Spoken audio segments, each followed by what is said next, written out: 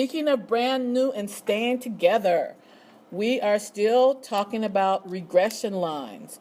But as we look at this information, we have some brand new information on how do I find the regression line. I don't have any output. All I've got is they were nice enough to find for me the mean and the standard deviation of the x values, the mean and the standard deviation of the y values, and the residual, not the residual, wrong, your correlation, your value of r, your correlation for the data. So they gave me that. This was bivariate, so they had x's and y's. So basically there's a scatter plot that was somewhere. They just weren't nice enough to give us the information so we can plug it in. So, brand new.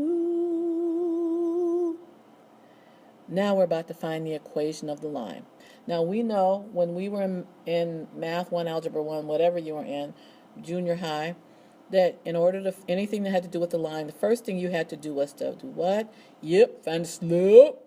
Okay, so here, to step 1, find the slope. Now these equations over here on the side is on your worksheet. Oh, I forgot to mention, I don't know which video you're watching first. So if this is the first video you're watching, you need to make sure that you go into your calendar, your school loop calendar, to download the worksheets. Now, when you download that worksheet, notice I forgot to add an equation, so that's important. So go ahead. Bye-bye. Hurry up, find it. Get back. Okay, welcome back. Now, as I was saying, you've got your worksheet. Here's step 1. We need to find the slope. And as we find the slope here, we have to use one of these 3 equations. Now, one of these, and actually, I don't want to cross it out, but we don't have to pay attention to that one. We pay attention to this equation, and this equation, and that's why I said one of 3. Should have had a highlighter, would have been nicer. Now, as I look at this one, this looks like old school y equals mx plus b, jacked up badly.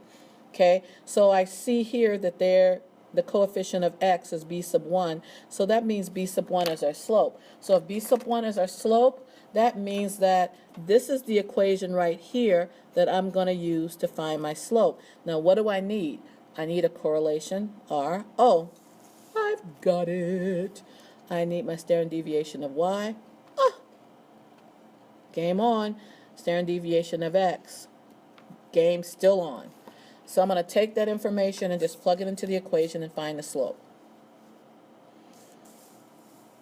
And then here is your slope, your b sub 1 equals. Now, we also know, taking ourselves to way back when in junior high, we need a y-intercept for that. So let's look and see, here is the slope, and now I see they're using b sub o for the y-intercept, and here's the equation for the y-intercept. And as I look at that, let's see what components I need. Well, I need the mean of y. There we go. I need the mean of the x. And where is it? There it goes. And I need my slope. Oh, I found that a couple minutes ago. Okay, so this is the equation I'm going to use. So as I just write down that equation, then I'm going to plug the information in. And then as I plug it in, I have my y-intercept. And now finally, what's next? Step 3, plug it in like a glade. Plug it in. Okay, so here I just take it and plug it into the equation. And here is our equation of a line. And if you look back at the prior video when it came for the regression, this is the same scenario as I mentioned earlier, or if you read the situation of the test scores and the row you sit in.